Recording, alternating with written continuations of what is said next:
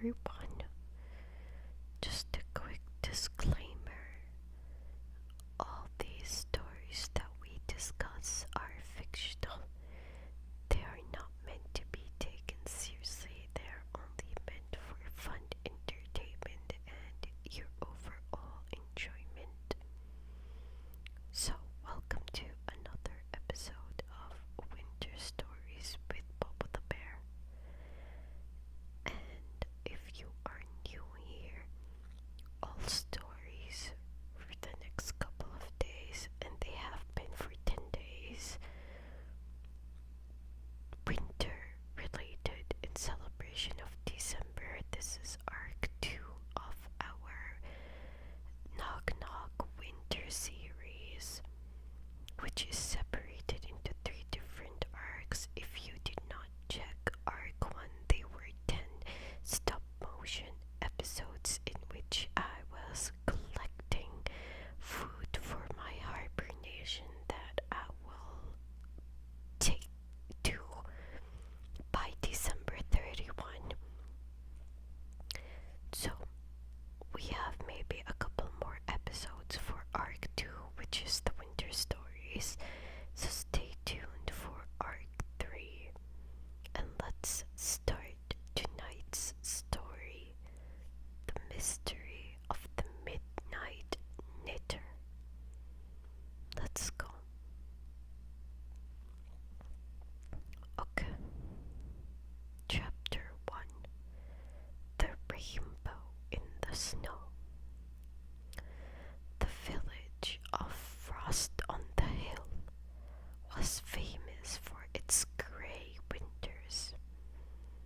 The sky was usually the color of a wet stone, and the snow was so deep it reached the windows of the small shops on Main Street.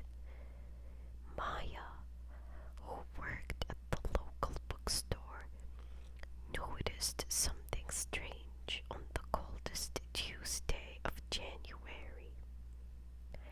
Hanging from the iron lamppost outside the store was a vibrant, thick, hand-knitted scarf. It was the color of a sunset, deep oranges, bright yellows, and warm pinks.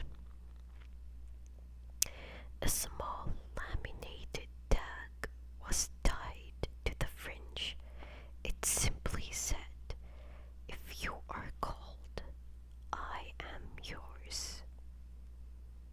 By noon, 3 more items appeared. A pair of emerald green mittens sat on the bench by the bakery, and a soft charcoal gray hat was perched on the head of the town's bronze statue. "Who is doing this?" Maya asked Mrs. Smith, who was busy frosting cinnamon rolls. "I don't know, dear," Mrs. Smith said, wiping her wiping her brow. "But whoever it is must have very fast hands and a big heart. The wool is high quality too. It's real sheep's wool, soft as a cloud." Maya couldn't stop thinking about it. She loved mysteries, but this was a cozy mystery. There was no crime, only kindness. She decided she wanted to find the Midnight Knitter to thank them, but everyone in town seemed just as surprised as she was.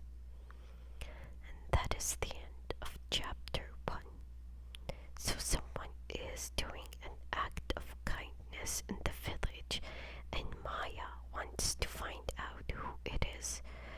But everyone in the village is surprised, so if everyone's surprised, who's doing it? Or maybe the person doing it is acting surprised. Let's continue with chapters 2 and 3 to find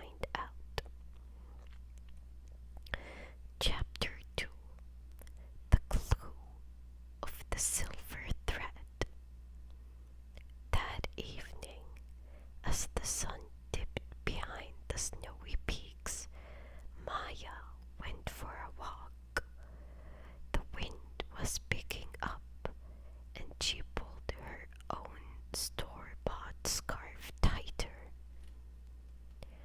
Near the old stone bridge, she spotted another gift, a long sapphire blue wrap draped over the railing. As Maya leaned in to look at the tag, she noticed something unique. Every single item the knitter made had a tiny shimmering silver thread woven into the very last row of stitches. A signature, Maya whispered. She remembered seeing that specific silver thread before. She spent the next morning looking through the bookstore but found nothing. Then she stopped by the community center where the elders often gathered to play cards and stay warm. In the corner sat Mr. Finch, the retired lighthouse keeper. He was a quiet man who rarely spoke, usually staring out the window at the falling snow. Beside his chair was a small, tattered wicker basket. Maya walked over and sat down. Beautiful snow today, isn't it, Mr. Finch? He nodded slowly. Quiet. The world is better when it's quiet. As he moved his hand to reach for his tea, Maya saw it. Tucked into the bottom of his basket, beneath a pile of newspaper, was a single lonely skein of sapphire blue wool, and right next to it a small spool of shimmering silver thread. And that is the end of chapter 2. So we found out who it is from chapter 2. It's Mr. Finch, an elderly man in the village.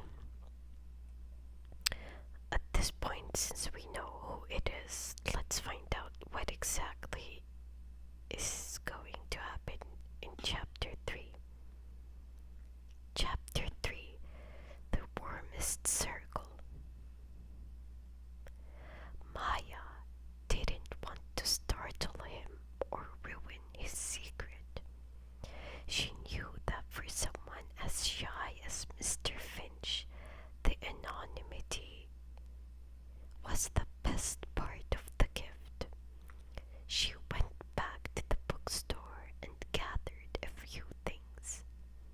She returned to the community center with a large bag of the finest, softest alpaca wool she could find in the neighboring town's craft shop, along with a new set of smooth bamboo knitting needles. She didn't hand them to him. Instead, she placed the bag on the empty chair next to him and left a small note on the top. For the hands that keep the village warm, thank you. She walked to the other side of the room and started shelving some donated books. Out of the corner of her eye, she saw Mr. Finch look at the bag. He touched the soft wool, and for the first time in years, a tiny bright smile broke across his face. He didn't say a word. He simply took a pair of needles, pulled out a strand of the alpaca wool, and began to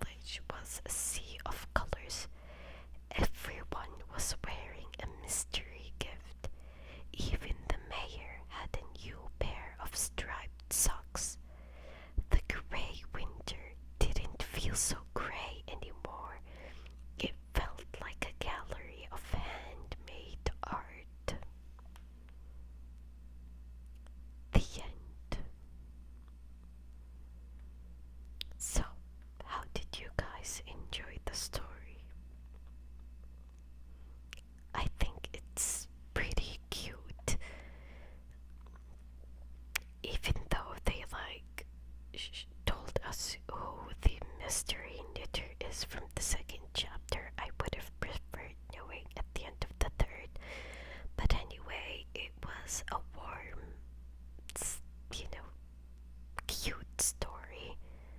I enjoyed it. I hope you did too. Thank you all so much for joining us. Thank you all so much for always tuning